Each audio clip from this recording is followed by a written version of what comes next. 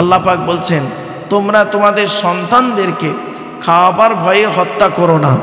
অনেক মানুষ আছে দেখবেন, অনেক মা বোন আছে দেখবেন, তারা করে কি, স্ত্রীর মানে পেটে বাচ্চা এসে গেছে, দুজনে মিলে যুক্তি করে ট্যাবলেটের মাধ্যমে, ইঞ্জেকশনের মাধ্যমে, ওয়াশের মাধ্যমে ডাক্তারের কথা শুনে বাচ্চা নষ্ট করে দিল। খবরদার বাচ্চা নষ্ট করবেন না মায়েরা বোনেরা। আল্লাহ পাক কোরআনের অন্য জায়গায় বলেছেন লা তাকতুলু আওলাদাকুম মিন খাশিয়াতি ইমলাক, তোমরা তোমাদের সন্তানদেরকে খাওয়াবার ভয়ে হত্যা করো না। নাহনু নারযুকুকুম ওয়া ইয়্যাহুম, আমি আল্লাহ তোমাদের খাওয়াই তাদেরও খাওয়াই।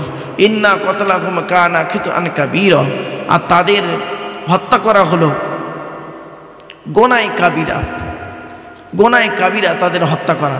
তাই মা বোনদের আমি বারে বারে বলছি, মায়েরা বোনেরা, আপনারা কোনো দিনের জন্য সন্তান হত্যা করবেন না।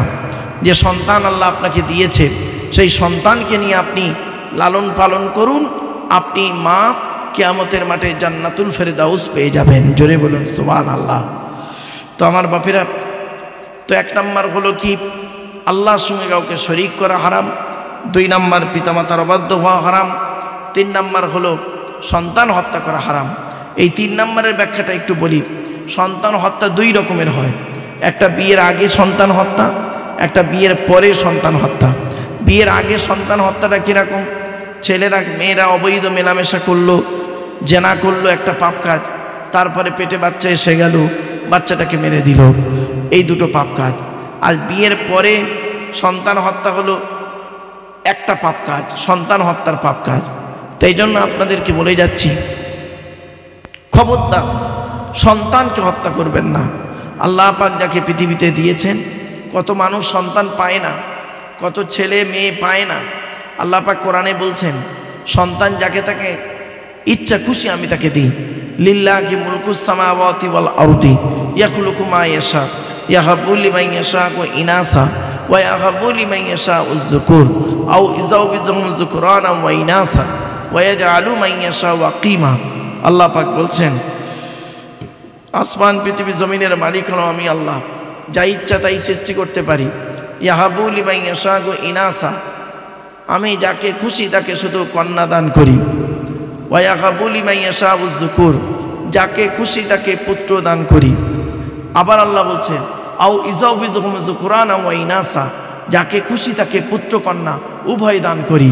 দেখবেন 2টো ছেলে 2টো মেয়ে, আবার অনেকে দেখবেন শুধু ছেলে আছে মেয়ে নেই, আবার অনেকে দেখবেন মেয়ে আছে ছেলে নেই, আবার দেখবেন অনেকের ছেলে মেয়ে কিছুই নেই।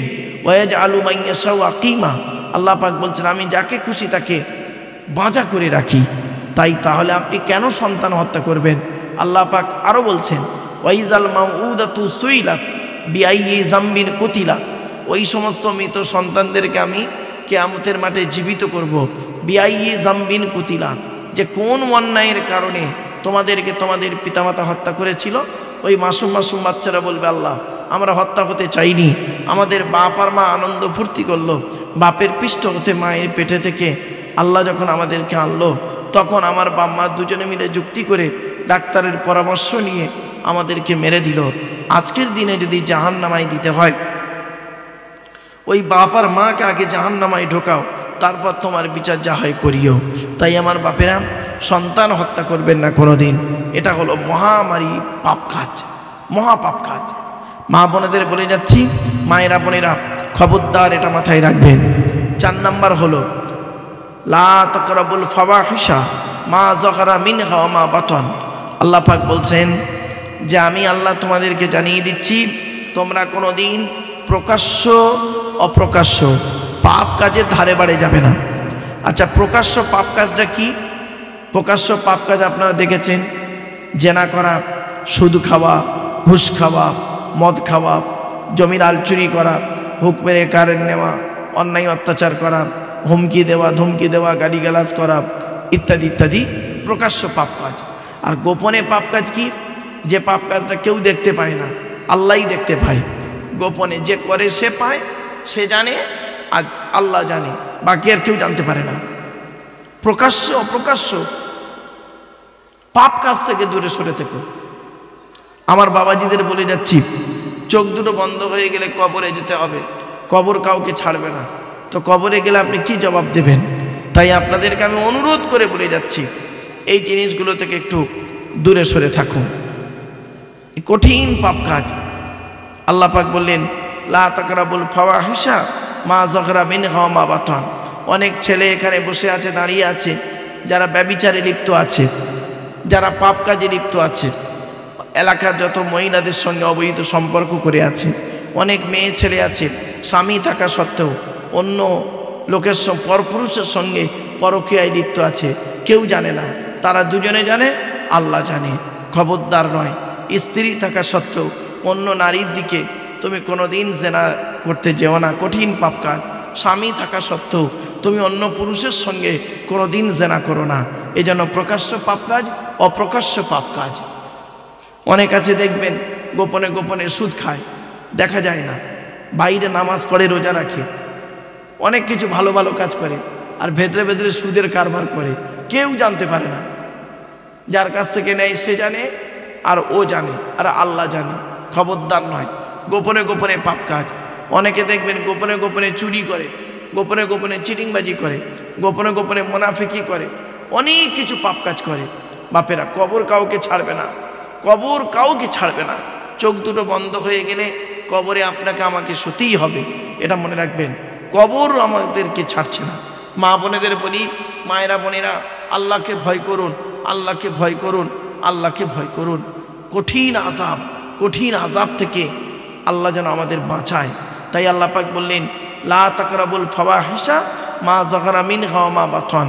তোমরা প্রকাশ্য অপ্রকাশ্য পাপ কাজের ধারে বাড়ে উঠেও না। এরপরে আল্লাহ পাক বলছেন কি, লা তাকতুলুন নাফসাল্লাতী হারামাল্লাহু ইল্লা বিল হাক্কি। আল্লাহ পাক বলছেন অন্যায়ভাবে কাউকে হত্যা করো না, অন্যায়ভাবে কাউকে হত্যা করো না।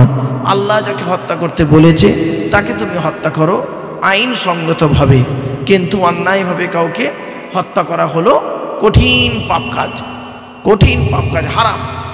আল্লাহ পাক বলছেন মান কাতালা নাফসাম বিগাইরি নাফসিন আও ফাসাদিন ফিল আরদি ফাকান্নামা কাতালান নাস জামিয়া ওয়া মান আহইয়াহা ফাকান্নামা আহইয়ান নাস জামিয়া। আল্লাহ পাক বলছেন কি, যে ব্যক্তি কারোর যদি জান বাঁচালো সে যেন সমগ্র মানব জাতির জান বাঁচালো। কোনো ব্যক্তি যদি কোনো মানুষের হত্যা করলো সে যেন সমগ্র মানব জাতিকে হত্যা করলো। মান কাতালা নাফসাম বিগাইরি নাফসিন আও ফাসাদিন ফিল আরদি ফাকান্নামা কাতালান নাস জামিয়া। আল্লাহ পাক বলছেন কোনো ব্যক্তি যদি কোনো ব্যক্তিকে হত্যা করে সে যেন অন্যায়ভাবে যদি কেউ হত্যা করে সমগ্র মানব জাতিকে হত্যা করলো। ওমান আহইয়াহা ফাকান্নামা আহইয়ান নাস জামিয়া। আল্লাহ পাক বলছেন কেউ যদি কাউকে বাঁচালো, বিভিন্ন দিক থেকে বাঁচালো, সম্মানের দিক থেকে বাঁচালো, ইজ্জতের দিক থেকে বাঁচালো, জানের দিক থেকে বাঁচালো, মানে পাপ কাজ থেকে বাঁচালো, ওমান আহইয়াহা ফাকান্নামা আহইয়ান নাস জামিয়া, সে যেন সমগ্র মানব জাতিকে বাঁচালো। তা আমার বাপেরা, এটা মাথায় রাখুন আপনারা, এতে আপনাদের বুঝতে সুবিধা হবে, জানতে সুবিধা হবে। তাই আপনাদেরকে আমি অনুরোধ করে বলে যাচ্ছি। তা 5টা হারাম হলো কি কি? 1 নম্বর আল্লাহ বললেন আল্লাহ তুশরিকু বিহি শাইয়্যা, আল্লাহর সঙ্গে কাউকে শরীক করো না। ওয়া বিল ওয়ালিদাইনি ইহসানা, পিতামাতার সেবা যত্ন করো। 3 নম্বর হলো ওয়ালা তাকতুলু আওলাদাকুম মিন ইমলাক, সন্তান হত্যা করো না, কোন নাফসকে হত্যা করো না, তোমরা তোমাদের সন্তানদেরকে হত্যা করো না। নাহনু নারযুকুকুম ওয়া ইয়্যাকুম, আমি আল্লাহ তোমাদেরও খাওয়াই তাদেরও খাওয়াই। 4 নাম্বার হলো ওয়ালা তাকতুলু ওয়ালা তাকরাবুল ফাওয়াহিশা মা যাহরা মিনহা ওয়া মা বাতান, প্রকাশ্য প্রকাশ্য পাপ কাজের দ্বারে বাড়ে যেও না। 5 নাম্বার হলো ওয়ালা তাকতুলুন নাফসাল্লাতী হারামাল্লাহু ইল্লা বিল হাক্কি, অন্যায়ভাবে কাউকে তোমরা হত্যা করিও না। এটা যদি করো তাহলে তোমরা পাপ কাজে লিপ্ত হয়ে যাবে। এরপরে আল্লাহ জানিয়ে দেয় ওয়ালা তাকরাবু মালাল ইয়াতীমি ইল্লা বিল্লাতী হিয়া আহসান হাত্তা ইয়াবলুগা আশুদ্দা। আল্লাহ পাক জানিয়ে দিয়েছেন তোমরা কোনোদিন ইতিমদের মাল খেও না, ইতিমের মালের ধারে বাড়ে যেও না, ইতিমকে কোনোদিন হত্যা করো না, ইতিমের মাল খেও না।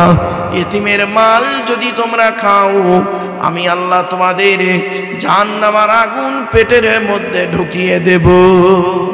আল্লাহ পাক জানিয়ে দিলেন ইন্নাল্লাযীনা ইয়াকুলুনা আমওয়ালাল ইয়াতামা যুলমান ইন্নামা ইয়াকুলুনা ফি বুতুনিহিম নারা ওয়া সায়াসলাউনা সাঈরা। 4 নম্বর পারা 17 নম্বর পৃষ্ঠা 14 নম্বর লাইন, সূরার নাম সূরা নিসা 10 নম্বর আয়াতে আল্লাহ বলছেন নিশ্চয়ই যারা ইতিমের মাল ভক্ষণ করে, ইন্নাল্লাযীনা ইয়াকুলুনা আমওয়ালাল ইয়াতামা যুলমান, যারা ইতিমের মাল ভক্ষণ করে তারা তাদের পেটে নরকের আগুনগুলো ঢোকাতে শুরু করে। আমি আল্লাহ তাদের জন্য সাঈর নামক জাহান্নাম নির্ধারিত করে রেখে দিয়েছি। তাই আপনাদেরকে আমি অনুরোধ করে বলে যাচ্ছি, খবরদার ইতিমের মাল কোনোদিন ভক্ষণ করবেন না। ইতিমের মাল খাওয়া হলো হারাম, কঠোর হারাম, ইতিমের মাল খাওয়া হারাম আমার বাপেরা। তাই আপনাদেরকে আমি অনুরোধ করে বলে যাচ্ছি ইতিমের মাল খাবেন না। আল্লাহ নবী বলেছেন মান আওয়া ইয়াতীমান ইলা তুআমিহি ওয়া শারাবিহি আওজাবাল্লাহু লাহুল জান্নাহ।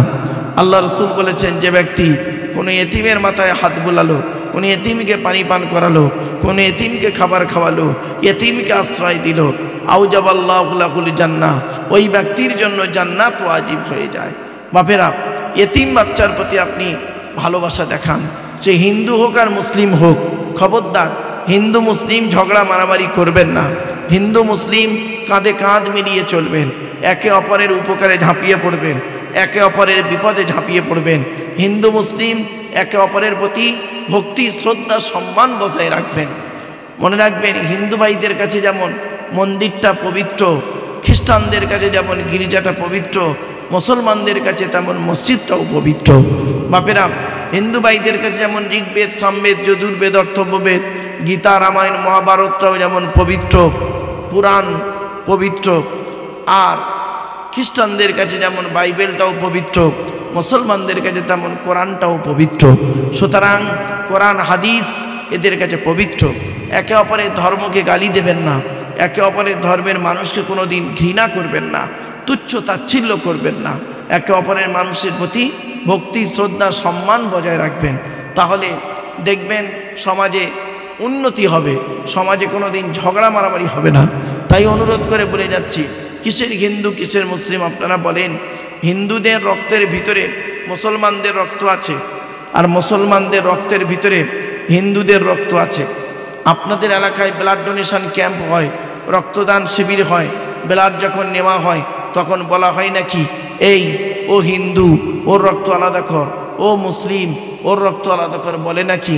ব্লাডের মধ্যে কাস্টের কোনো ডিভাইডেড থাকে না, ব্লাডের মধ্যে জেন্ডারের কোনো ডিভাইডেড থাকে না, ব্লাডের মধ্যে কালারের কোনো ডিভাইডেড থাকে না, ব্লাডের মধ্যে গ্রুপের ডিভাইডেড করা হয়। ব্লাডের 4টে গ্রুপ গো বাবা, এ বি আর ও, প্রত্যেকটার মাইনাস প্লাস। একটা হিন্দুর রক্তের ভিতরে 3টে জিনিস পাওয়া যায়, লোহিত কণিকা শ্বেতকণিকা অনুচক্রিকা, as a same no difference. একটা মুসলমানের রক্তের ভিতরে ওই 3টিই পাওয়া যায়। তাহলে কেন মারামারি করেন? একই কলের জল খাই, একই রাস্তায় চলি, একই আকাশের নিচেই থাকি, একই অক্সিজেন বারে বারে নিই, কার্বন ডাইঅক্সাইড ছেড়ে দিই, একই সূর্যের আলো গায়ে লাগাই, একই চাঁদের প্রতিফলিত রশ্মি রাতে ব্যবহার করি। খবরদার বাপেরা, একে অপরের মধ্যে মারামারি ঝগড়া ফিতনা ফাসাদ, একে অপরের মধ্যে গণ্ডগোল হিংসাত্ম মনোভাব নিয়ে চলবেন না। মনে রাখবেন হিংসা করে কেউ কোনো দিন জয়লাভ করতে পারে না, কেউ কাউকে হুমকি দিয়ে কোনো দিন উঁচু জায়গায় যেতে পারে না। আল্লাহ বলে বান্দা শোন, পৃথিবীর সমস্ত হুমকি আমার কাছেই সব জিরো। এজন্য আপনাদেরকে আমি অনুরোধ করে বলে যাচ্ছি। তাই 6 নাম্বারটা হলো লা তাকরাবু মালাল ইয়াতীমি ইল্লা বিল্লাতি হিয়া আহসান হাত্তা ইয়াবলুগা আশুদ্দা। যতক্ষণ না সেই ইয়েতিম বাচ্চারা প্রাপ্তবয়স্ক হচ্ছে ততক্ষণ পর্যন্ত তোমরা তাদের মালের ধারে বাড়ি যেও না। খাওয়া তো দূরের কথা, মালের ধারে বাড়ি যেও না। ছোট্ট একটা উদাহরণ দিচ্ছি, শুনে নিন মা বোনেরা, ভালো করে শুনুন। আবু জাহাল একটা ইয়েতিম বাচ্চার মালিক ছিল। তো ইয়েতিম বাচ্চাটা যখন বড় হলো, হওয়ার পরে আবু জাহালকে গিয়ে বলছে যে চাচা, আমি শুনেছি আমার আব্বা মারা যাওয়ার আগে আপনার কাছে অনেক টাকা পয়সা ধনসম্পদ দিয়েছে, তা আমি তো এখন বড় হয়েছি, তা আমার হক আমাকে ফিরিয়ে দিন। তখন আবু জাহাল তাকে তুচ্ছ তাচ্ছিল্য করে তাড়িয়ে দিয়েছিল ওই এতিম বাচ্চাটাকে। আর এদিকে আবু সুফিয়ান বলে একজন ব্যক্তি ছিল, সে একটা উট জবে করেছিল। একটা গরিব মানুষ বেচারা কয়েকদিন খেতে পায়নি, এসে আবু সুফিয়ানকে বলেছিল যে আমি শুনেছি আপনি একটা উট জবে করেছেন, তো উটের গোস্ত একটু আমাকে দেবেন, আমি একটু খেয়ে তৃপ্তি পাবো। তো তখন আবু সুফিয়ান একবার দুবার তিনবার বলতে বলতে একটা লাঠি নিয়ে লোকটার মাথায় মেরে দেয়। তো এই দুই ব্যক্তি, ওই এতিম বাচ্চা আর এই অভাবী মানুষ, দুজনেই রাসূলুল্লাহর দরবারে গেলেন। আল্লাহ পাক তখন এই সূরা নাজিল করে মানুষদেরকে জানিয়ে দিলেন, আরাআইতাল্লাযী ইউকাযযিবু বিদ্দীন ফাযালিকাল্লাযী ইয়াদুউল ইয়াতীম। আল্লাহ পাক বলছেন, তুমি আরাআইতাল্লাযী ইউকাযযিবু বিদ্দীন, তুমি কি দেখো নাই যারা দিন ইসলামকে মিথ্যা বলে, ফাযালিকাল্লাযী ইয়াদুউল ইয়াতীম, যারা এতিমদেরকে ধাক্কা দেয়, এতিমদের খাওয়ার উৎসাহিত দেয় না, এতিমকে গালি দেয়, এতিমকে কষ্ট দেয়, এতিমকে মারধর করে, এতিমের প্রতি অত্যাচার করে, এতিমকে তুচ্ছ তাচ্ছিল্য করে। এজন্য খবরদার বলে যাচ্ছি, ফাযালিকাল্লাযী ইয়াদুউল ইয়াতীম, এতিমকে কোনোদিন ধাক্কা দেবেন না। ওয়ালা ইয়াহুদ্দু আলা তুআমিল মিসকিন, মিসকিনদের খানার উপরে যারা উৎসাহিত দেয় না। ফাওয়াইলুল লিল মুসাল্লিন, ওই সমস্ত নামাজিরা হলো জাহান্নামী, ওই সমস্ত নামাজিরা হলো জাহান্নামী। আল্লাযীনা হুম আন সালাতিহিম সাহুন, যারা নামাজ থেকে উদাসীন, যারা নামাজ থেকে উদাসীন। বাপেরা, আপনাদের করজোড়ে বলে যাচ্ছি, নামাজ কারোর জন্য মাপ নাই, নামাজ আপনাকে পড়তেই হবে। সারা দিনে হলো 5 ওয়াক্ত নামাজ ফরজ, যে ফজরে হলো 4 রাকাত, 2 রাকাত ফরজ, 2 রাকাত সুন্নাত। জোহরে হলো 12 রাকাত, 4 রাকাত সুন্নত, 4 রাকাত ফরজ, 2 রাকাত সুন্নত, 2 রাকাত নফল। আসরে হলো 8 রাকাত, 4 রাকাত সুন্নত, 4 রাকাত ফরজ। মাগরিবে হলো 7 রাকাত, 3 রাকাত ফরজ, 2 রাকাত সুন্নত, 2 রাকাত নফল। এশায় হলো 17 রাকাত, 4 রাকাত সুন্নত, 4 রাকাত ফরজ, 2 রাকাত সুন্নত, 2 রাকাত নফল, 3 রাকাত বেতের, 2 রাকাত নফল। তো আমার বাপেরা, এই মোট 48 রাকাত নামাজ, 48 রাকাত নামাজ আপনাকে আমাকে পড়তে হয় সারা দিনে 5 বার। ফজরের নামাজ যদি কেউ পড়ে, অজু করে যদি ফজরের সময়, আল্লাহ রসুল বলেছেন তার মুখের উজ্জ্বলতা বেড়ে যায়। জোরে বলুন সুবহানাল্লাহ। ফজরের নামাজ যদি কেউ পড়ে, মুখের উজ্জ্বলতা বেড়ে যায়। আপনাদের আমি অনুরোধ করে বলে যাচ্ছি, 5 ওয়াক্ত নামাজ পড়বেন, ফজরের নামাজটা আদায় করবেন, জোহরের নামাজ আদায় করবেন, আসরের নামাজ আদায় করবেন, মাগরিবের নামাজ আদায় করবেন, এশার নামাজ আদায় করবেন। মা বোনেদের বলে যাচ্ছি, মায়েরা বোনেরা, 5 ওয়াক্ত নামাজ ফরজ, বিশেষ ব্যক্তি বিশেষ কারণ ছাড়া। আপনি দাঁড়িয়ে দাঁড়িয়ে নামাজ পড়তে না পারলে বসে বসে পড়তে হবে, বসে বসে পড়তে না পারলে শুয়ে শুয়ে পড়তে হবে, শুয়ে শুয়ে পড়তে না পারলে ইশারাতেও আপনাকে নামাজ পড়তে হবে। নামাজ কারোর জন্য মাপ নাই। তাই আপনাদেরকে আমি অনুরোধ করে বলে যাচ্ছি, এই দেহ নিয়ে বসে আছেন, এই দেহ কবরে যাতে টাটকা থাকে সেই চেষ্টা করতে গেলে আপনাকে পৃথিবীতে নামাজটা আদায় করে যেতে হবে। কত মানুষের দেহ 30 বছরের লাশ গো বাবা, 30 বছরের লাশ আজও পর্যন্ত পচেনি, কাফনটাও পচন ধরেনি, এমন ইতিহাস আজও দেখা গেছে। 30 বছরের লাশ। তাই আপনাদেরকে আমি অনুরোধ করে বলে যাচ্ছি, নামাজ কারোর জন্য মাপ নাই। যুবক ছেলেদের জন্য বলছি, যুবকেরা নামাজের পথে এসো, আল্লাহর ঘরে এসো, আল্লাহমুখী হও। মা বোনেদের বলছি, মায়েরা বোনেরা, নামাজ পড়ুন, নামাজ পড়ুন, নামাজ কারোর জন্য মাপ নাই। মনে রাখবেন, আপনি যদি একজন পুরুষ যদি 4 জনকে খুশি করে জান্নাতি, 1 নাম্বার তুমি তোমার রব আল্লাহকে খুশি করো, 2 নাম্বার তুমি তোমার নবীকে খুশি করো, নবী যেভাবে জীবনযাপন করতে বলেছে সেইভাবে জীবনযাপন করো, 3 নাম্বার হলো তুমি তোমার পিতাকে খুশি করো, জন্মদাতা বাপকে খুশি করো, বাপকে কোনোদিন কাঁদাইও না, জন্মদাতা বাপকে খুশি করো। 3 নাম্বার হলো, 4 নাম্বার হলো তুমি তোমার মাকে খুশি করো, হকের উপরে তুমি তোমার মাকে খুশি করো। একজন পুরুষ যদি 4 জনকে খুশি করে, আল্লাহ, নবী, বাপ আর মা চারজনকে খুশি করলে সে একজন জান্নাতি, সে একজন জান্নাতি, সে একজন জান্নাতি। আর একজন মেয়ে ছেলে তিনজনকে খুশি করলে জান্নাতি, তিনজনকে খুশি করলে। 1 নাম্বার মা বোনেরা, আপনি আপনার রব আল্লাহকে খুশি করুন, আল্লাহকে খুশি করুন। 2 নাম্বার, আপনি আপনার নবীকে খুশি করুন, নবী যেভাবে চলতে বলেছেন সেইভাবে চলুন, নবী যেভাবে খেতে বলেছেন সেইভাবে খান, নবী যেভাবে জীবনযাপন করতে বলেছেন সেইভাবে জীবনযাপন করুন। আমার বাপেরা, আলোচনার শুরুতে আমি আপনাদের কয়েকটা কথা বলছি বাবা, একটু মাথায় রাখবেন। 1 নাম্বার হলো, আপনারা যখনই জলসা দেবেন 3টি জিনিসকে ঠিক রাখবেন বাবা। 1 নাম্বার হলো বক্তা, বক্তার 2টো জিনিস দেখবেন, বক্তাটা সত্যিকারের আলেম কিনা। 2 নাম্বার, বক্তাটির আমল আছে কিনা। 2 নাম্বার হলো কমিটি বাবা, জলসা কমিটি আর মসজিদ কমিটি দুটো একটু আলাদা। জলসা কমিটি হতে গেলে 3টে গুণ থাকতে হবে। 1 নাম্বার হলো কি, সৎ হতে হবে। সৎ হতে গেলে 2টো জিনিস ঠিক রাখতে হবে, 2 ঠোঁটের মাঝখানে, 2 রানের বীজখানে, অর্থাৎ জিভটাকে ঠিক রাখতে হবে। হারাম খাবার খাওয়া থেকে জিভটাকে ঠিক করতে হবে, বাজে ভাষা বলা থেকে জিভটাকে ঠিক করতে হবে, পরনিন্দা পরচর্চা করা থেকে জিভটাকে ঠিক করতে হবে। আর 2 নাম্বার হলো লজ্জাস্থানকে হেফাজত করতে হবে। এবারে আসছি, 1 নাম্বার হলো জলসা কমিটি হতে গেলে বাবা সৎ হতে হবে। 2 নাম্বার হলো জলসা কমিটি হতে গেলে 5 ওয়াক্ত নামাজই হতে হবে। 3 নাম্বার হলো জলসা কমিটি হতে গেলে হালাল খাবার ভক্ষণ করতে হবে। এই 3টি জিনিস। মসজিদ কমিটি হতে গেলে কোরআনে আছে 3টি জিনিস, এই 5টা জিনিস ঠিক রাখতে হবে। 1 নাম্বার হলো মসজিদ কমিটি ওই লোকটা হবে যে লোকটা 100% আল্লাহকে বিশ্বাস করবে, সেই লোকটা মসজিদ কমিটি হবে। 2 নাম্বার, ওই লোকটা কিয়ামতকে বিশ্বাস করতে হবে, তবে ওই লোকটা মসজিদ কমিটি হতে পারবে। 3 নাম্বার, ওই লোকটা যিনি 5 ওয়াক্ত নামাজ আদায় করবে। অনেক সময় দেখা যায় মসজিদ কমিটি কিন্তু 5 ওয়াক্ত নামাজ পড়ে না, ঠিক না বেঠিক? এটা ঠিক না। মসজিদ কমিটির লোক তুমি নামাজ পড়বে না, এটা তো ঠিক না।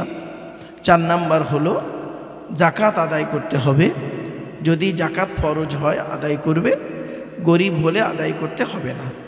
5 নাম্বার হলো মসজিদ কমিটি ওই লোকটা হবে যে লোকটা আল্লাহ ছাড়া কাউকে ভয় করবে না। এই 5টা গুণ। শ্রোতা হতে গেলে 3টে জিনিস ঠিক রাখতে হবে আপনাদের। 1 নাম্বার হলো কি, শরীর পাক। তো আপনাদের সকলের শরীর পাক আছে, হয়তো অনেকের অজু এখন নাও থাকতে পারে।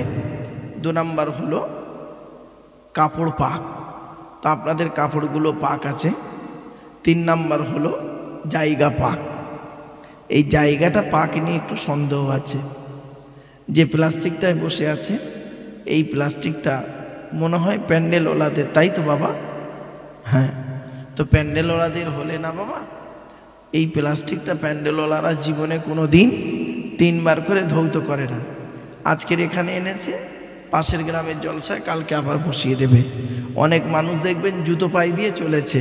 এই দেখুন এই প্লাস্টিকের উপরে কত কালো সাদা ধুলো বালি নোংরা পড়ে আছে। আবার একজন সত্যিকারের নামাজি মুসল্লি তিনি যদি এই প্লাস্টিকের উপরে বসে, তার নামাজ শরীরটা নাপাক হয়ে যাওয়ার সম্ভাবনা খুবই বেশি। এই জন্যে বাবা শরীর পাক, কাপড় পাক, জায়গা পাক। তো আপনারা যদি একটু চেয়ারের ব্যবস্থা করতেন এটা খুব ভালো হতো। তো যাই হোক, আপনাদের আমি অনুরোধ করছি বাবা, এত কষ্ট করে এত টাকা খরচা করে জলসা দিচ্ছেন, আর যদি শ্রোতা যদি না থাকে তাহলে তো সমস্যা। তবে আপনাদের হাতে ধরে বলে যাচ্ছি, নদিয়া জেলার মানুষের কাছে, বাপেরা আপনারা সারা রাত জলসা দেবেন না, আপনারা বরং 11টা পর্যন্ত জলসা দেবেন, আর জলসার পরে এখানে বসিয়ে খাইয়ে বাড়ি পাঠিয়ে দেবেন। যদি আপনাদের সারা রাত জলসা দেওয়ার ইচ্ছা থাকে তাহলে 2 দিন জলসা দেবেন 11টা করে, তাহলে আরও ভালো হবে। তবে বাবা সারা রাত জলসা দেবেন না। এই দেখেন এত টাকা খরচা করেছেন, এত সুন্দর প্যান্ডেল, কারোর বিয়ে বাড়িতে এত ভালো প্যান্ডেল হয় না। কিন্তু দুঃখের বিষয় কি জানেন, শোনার লোকের অভাব। আবার অনেকের শোনার ইচ্ছা থাকলেও বসার লোকের অভাব। চেয়ার থাকলে সকলেই বসতে পারতেন, আর যেহেতু প্লাস্টিক তো অনেক যুবক ছেলে আছে, তারা ওই প্যান্ট পরে আছে, বসতেও অসুবিধা তাদের। এজন্য বাবা আপনাদেরকে আমি অনুরোধ করছি, আপনারা একটু দয়া করে মেহরবানি করে 2-4টে কথা আমার শুনে যান, বাড়িতে গিয়ে প্র্যাকটিক্যাল করবেন। ব্যাস, আমি বেশি রাত পর্যন্ত জলসা করব না। আপনাদের ভয় নেই বাপ, ভয় নেই। একটু দয়া করে মেহরবানি করে কথাগুলো একটু শুনুন। আমি যে কথাগুলো বলছি ঠিক বলছি না ভুল বলছি একটু নিজেরা একটু বুঝবেন। তো আজকের আলোচনার বিষয়বস্তু সম্পর্কে বলতে গিয়ে আমাদের সৃষ্টিকর্তার পরিচয়টা প্রথম বলে দিই। আল্লাহ নিজেই বলছেন, কুল নবী তুমি বলো, হু আল্লাহু আহাদ, সে আল্লাহ হলেন একক। 2 নাম্বার আল্লাহু সামাদ, আল্লাহ হলেন অমুখপেক্ষী, আল্লাহ কারোর মুখপেক্ষী নন, সারা পৃথিবী তার মুখপেক্ষী। 3 নাম্বার লাম ইয়ালিদ ওয়ালাম ইউলাদ, আল্লাহ কাউকে জন্ম দেয়নি, আল্লাহকেও কেউ জন্ম দেয়নি। 4 নাম্বার ওয়ালাম ইয়াকুল লাহু কুফুয়ান আহাদ, আল্লাহর সমকক্ষ কেহই নেই। এই হলো মোট আল্লাহ 4টে পরিচয়। আল্লাহর পরে স্থান হলো নবীদের, নবীদের পরিচয় হলো 3টি। 1 নাম্বার যিনি নবী হবেন তার চরিত্র উত্তম হতে হবে। 2 নাম্বার যিনি নবী হবেন তার উপরে আল্লাহর তরফ থেকে ওহী নাযিল হতে হবে। 3 নাম্বার যিনি নবী হবেন তার দ্বারাই অলৌকিক ঘটনা ঘটতে হবে। এই হলো 3টে পরিচয়। এবার আসছি আমাদের পরিচয়। আমাদের পরিচয় হলো 2টি। কি কি? 1 নাম্বার 100% আল্লাহকে বিশ্বাস করতে হবে, 100% আল্লাহকে বিশ্বাস করতে হবে। 2 নাম্বার হলো পৃথিবীতে যতদিন বাঁচবেন আপনারা ভালো ভালো কাজগুলো করে যাবেন। মানুষের উপকার করতে না পারলে কোনো দিন ক্ষতি করতে যাবেন না। এই অনুরোধ আপনাদের বলে যাচ্ছি। মানুষকে গালি দিলে না বাবা, মানুষকে গালি দিয়ে কোনো দিন প্রতিশোধ নেওয়া যায় না, ঠিক না বেঠিক? মানুষকে গালি দিয়ে, কটু কথা বলে, ধমকি দিয়ে, হুমকি দিয়ে কোনো দিন প্রতিশোধ নেওয়া যায় না। মনে রাখবেন, আজ আপনার বয়সটা 25, তাই আপনি 70 বছরের একজন, 50 বছরের একজন মানুষকে গালি দিয়ে দিলেন, মেজাজ দিয়ে দিলেন। কিন্তু এমন একটা দিন আসবে, আপনি যখন 70 বছর বয়স হয়ে যাবে, আর একজন 15 বছরের ছেলে আপনার গায়ে হাত তুলে দেবে। আল্লাহ ছাড় দেয়, ছেড়ে দেয় না। আল্লাহ ছাড় দেয়, ছেড়ে দেয় না। খবরদার বাবা, কোনোদিন কাউকে অপমান বেইজ্জতি করতে যাবেন না। এই অনুরোধ আমি আপনাদের কাছে রাখছি। অসুস্থ পরিস্থিতি অনেক সময় অনেক রকম হতে পারে, ঠিক না বেঠিক? এই দেখেন, আমি আপনাদের এখানে বসে ওয়াজ করছি, এখনই আল্লাহ না করুক এমন একটা অসুস্থ এসে গেল আমার শরীরের মধ্যে, আমি কথাই বলতে পারলাম না, শুয়ে পড়লাম, শেষ। এই জন্য বাবা, কখনকার মৃত্যু আসে, কখনকার কি হয় কেউ জানে না। তাই আপনাদেরকে বলছি, কথাগুলো একটু গুরুত্ব দিয়ে শোনার চেষ্টা করুন বাপেরা।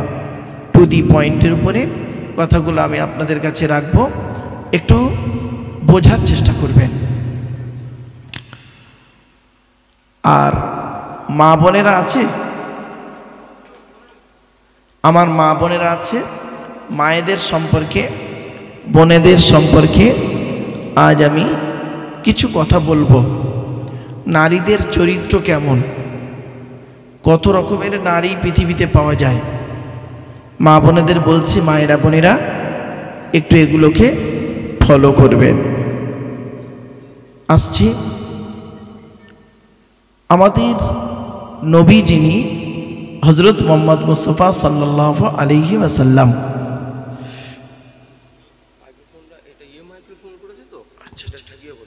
আচ্ছা কারেন্ট মারবে না,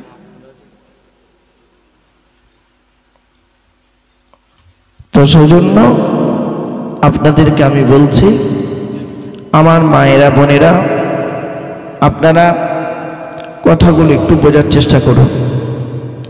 একটা একটা করে আপনাদের কাছে তুলে ধরব। আল্লাহ পাক রব্বুল আলামিন কোরআনে বললেন 250 রকমের হারাম। কত? 250 রকমের হারাম আছে, 250 রকমের হালাল আছে। তো 250 রকমের হারামের ভিতর থেকে আমি আপনাদের কাছে কয়েক কটা হারাম আপনাদের সঙ্গে আমি একটু আলোচনা করছি। বা আল্লাহ পাক বলছেন, কুল তাআলাউ আতলু মা হাররামা রাব্বুকুম আলাইকুম আল্লা তুশরিকু বিহি শাইয়্যা ওয়া বিল ওয়ালিদাইনি ইহসানা ওয়া লা তাকতুলু আওলাদাকুম মিন ইমলাক নাহনু নারযুকুকুম ওয়া ইয়্যাহুম ওয়া লা তাকরাবুল ফাওয়াহিশা মা যাহারা মিনহা ওয়া মা বাতান ওয়া লা তাকতুলুন নাফসাল্লাতী হাররামাল্লাহু ইল্লা বিল হাক্কি যালিকুম ওয়াসাকুম বিহি লাআল্লাকুম তাআকিলুন ওয়া লা তাকরাবু মালাল ইয়াতীমি ইল্লা বিল্লাতী হিয়া আহসান হাত্তা ইয়াবলুগা আশুদ্দাহু ওয়া আউফুল কাইলা ওয়াল মিজানা বিল কিসতি লা নুকাল্লিফু নাফসান ইল্লা উসআহা ওয়া ইযা কুলতুম ফা'দিলু ওয়ালাউ কানা যা কুরবা ওয়া বিআহদিল্লাহি আউফু যালিকুম ওয়াসাকুম বিহি লাআল্লাকুম তাযাক্কারুন ওয়া আন্না হাযা সিরাতী মুস্তাকীমান ফাত্তাবি'উহু ওয়া লা তাত্তাবি'ুস সুবুলা ফাতাফাররাকা বিকুম আন সাবিলি যালিকুম ওয়াসাকুম বিহি লাআল্লাকুম তাত্তাকুন। এই 10টা হারাম আজকের আপনাদের সঙ্গে আমি আলোচনা করব। প্রথমত বাংলা মানেটা বলে দিই। আল্লাহ পাক বলছেন, নবী তুমি বলে দাও, তাআলাউ আতলু মা হাররামা রাব্বুকুম আলাইকুম, তোমরা এসো আমি তোমাদেরকে তেলাওয়াত করে শোনাবো যেটা রব্বুল আলামিন তোমাদের জন্য হারাম করেছেন। তার মধ্যে 10টা হারাম কি কি? 1 নম্বর হারামের নাম হলো আল্লাহ তুশরিকু বিহি শাইয়্যা, তোমরা আল্লাহর সঙ্গে কাউকে শরীক করো না, কোনো ব্যক্তি বস্তুকে আল্লাহর সঙ্গে তুলনা করো না, একে বলা হয় শরীক। তো আমার বাপেরা, সৃষ্টিকর্তা হলেন একক, তার সঙ্গে কোনো ব্যক্তি বস্তুর তুলনা করবেন না। 2 নাম্বার হলো, অনেক সময় অনেক মা বোন আছে তারা কসম খায় আল্লাহ ছাড়া অন্যের নামে, ছেলের কসম, মায়ের কসম, বাপের কসম, পীরের কসম, মাজারের কসম,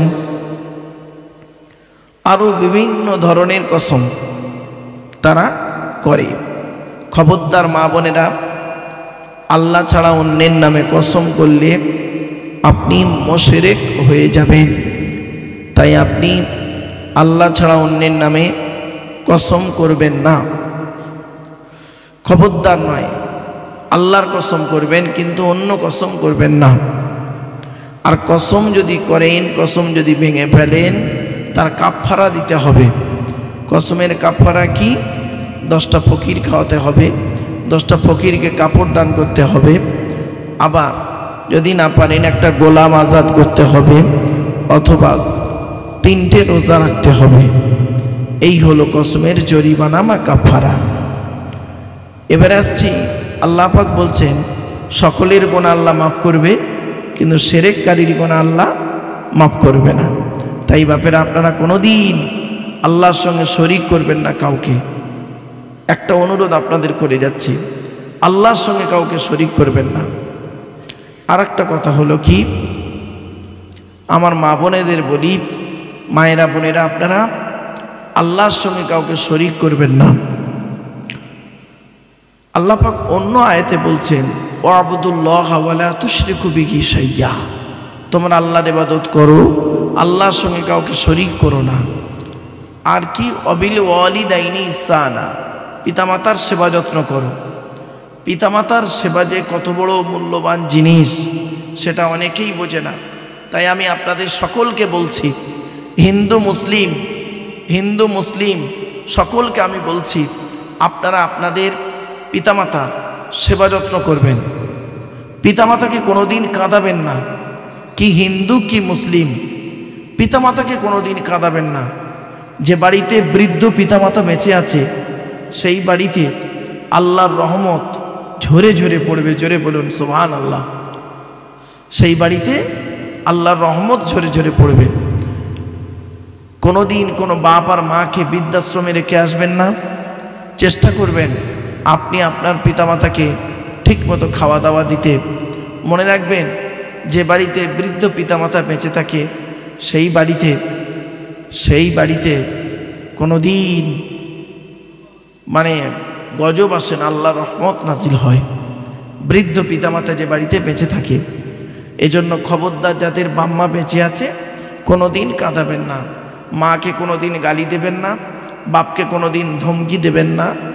স্ত্রীর কথা শুনে, কোনো ব্যক্তির কথা শুনে মরা বাম্মাকে গালি দেবেন না, মরা বাম্মাকে গালি দেবেন না। মনে রাখবেন, আজ আপনার বাম্মা বেঁচে আছে, কাল আপনার বাম্মা মারা যাবে, আপনাকে অন্য গালি দিয়ে আদায় করে নেবে। খবরদার নয়, মরা বাম্মাকে কোনোদিন গালি দেবেন না। আল্লাহ পাক বললেন অবিল ওয়ালিদাইনি ইহসানা, পিতামাতার সেবা যত্ন করো। আল্লাহর নবীদের পরই স্থান হলো বাপ আর মায়ের। মায়েরা বোনেরা একটু শুনে নিন, আল্লাহর নবীদের পরই স্থান হলো বাপ আর মায়ের। একজন পুরুষ 4 জনকে খুশি করলে জান্নাতি। 1 নম্বর হলো তার রব আল্লাহকে তুমি খুশি করো, আল্লাহ যেভাবে জীবনযাপন করতে বলেছে সেইভাবে জীবনযাপন করো। নবীজি যেভাবে খেয়েছেন সেইভাবে তুমি খাও, নবীজি যেভাবে ঘুমিয়েছেন সেইভাবেই তুমি ঘুমাও, নবীজি যেইভাবে ব্যবসা বাণিজ্য করেছেন তুমিও সেইভাবে ব্যবসা বাণিজ্য করো, নবীজি যেভাবেই চলেছেন সেইভাবেই তোমাকে আমাকে চলতে হবে। তাই আপনাকে বলে যাচ্ছি, অবিল ওয়ালিদাইনি ইহসানা, পিতামাতার সেবা যত্ন করো। নবীজি বললেন রাদিয়াল্লাহু ফি রাদিয়াল ওয়ালিদাইনি ওয়া সাকতুল্লাহি ফি সাকতিল ওয়ালিদাইন। ছেলে মেয়েরা, হকের উপরে তোমাদের বাম্মা যদি তোমার উপরে নারাজ হয়ে যায়, আল্লাহ নারাজ হয়ে যাবে। হকের উপরে তোমাদের বাম্মা যদি খুশি হয়ে যায়, আল্লাহ খুশি হয়ে যাবে। তাই বন্ধুরা, জীবনে কোনোদিন স্ত্রীর কথা শুনে বাম্মাকে গালি দিও না, কোনো ব্যক্তি বস্তুর কথা শুনে কোনোদিনই বাম্মাকে গালি দিও না। আল্লাহর গজব কোন দিক থেকে আসবে তুমি বুঝতে পারবে না। রাসূলুল্লাহ বলেন, 3 ব্যক্তির দোয়া আল্লাহর দরবারে কবুল হয়, কোনো মিস যায় না।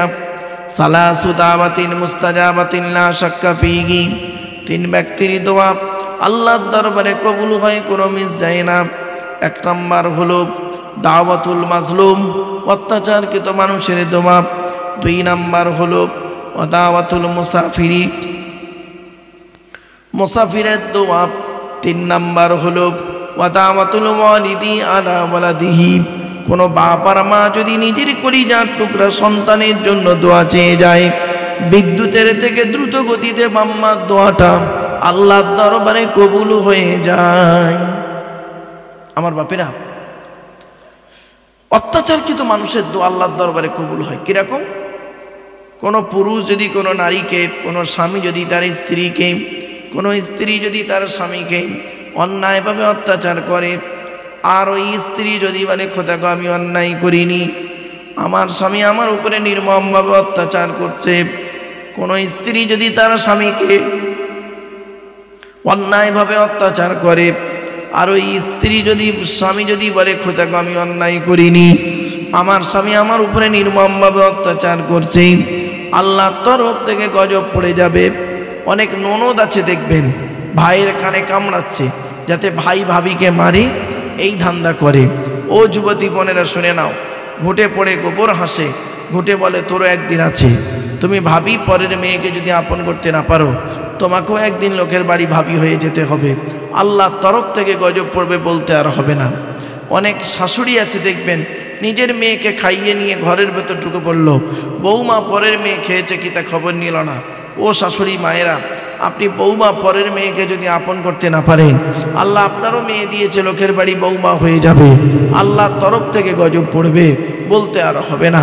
সেই জন্য আপনাদের বলি, অনেক বৌমা আছে দেখবেন শ্বশুর শাশুড়িকে দেখে না, খবরদার নয়। এই জন্য আপনাদেরকে আমি বলে যাচ্ছি, 1 নম্বর দাওয়াতুল মাজলুম, অত্যাচারকৃত মানুষের দোয়া আল্লাহর দরবারে কবুল হয়ে যায়, কোনো মিস যায় না। 2 নম্বর হলো ওয়াদাওয়াতুল মুসাফিরি, মুসাফিরের দোয়া আল্লাহর দরবারে কবুল হয়, কোনো মিস যায় না। 3 নম্বর হলো ওয়াদাওয়াতুল ওয়ালিদি আলা ওয়ালাদিহি, কোনো বাপ আর মা যদি নিজের কলিজার টুকরা সন্তানের জন্য যদি দোয়া চেয়ে যায়, বিদ্যুতের থেকে দ্রুত গতিতে বাম্মার দোয়াটা আল্লাহর দরবারে কবুল হয়ে যায়। এজন্য আপনাদেরকে বলে যাচ্ছি, বাপ আর মায়ের প্রতি ভক্তি, শ্রদ্ধা, সম্মান বজায় রাখবেন। জীবনে কোনো দিন বাম্মাকে কাঁদাবেন না। বাম্মাকে অত্যাচার করা হলো হারাম, হারাম, হারাম। তো আল্লাহ পাক বললেন 1 নম্বর হারামটা কি? আল্লাহর সঙ্গে শরীক করা হলো হারাম। মায়েরা বোনেরা একটু গুরুত্ব দিয়ে শুনুন। 1 নম্বর শরীক হলো আল্লাহর সঙ্গে কাউকে শরীক করা হলো হারাম। আল্লাহ কবিরা গোনা, কঠিন গোনা, আল্লাহর সঙ্গে কাউকে শরীক করা। 2 নম্বর হলো পিতামাতার অবাধ্য হওয়া হলো কঠিন গোনা, কঠিন গোনা। পিতামাতার অবাধ্য হবেন না, পিতামাতাকে কষ্ট দেবেন না। 3 নম্বর হলো লা তাকতুলু আওলাদাকুম মিন ইমলাক নাহনু নারযুকুকুম ওয়া ইয়্যাহুম,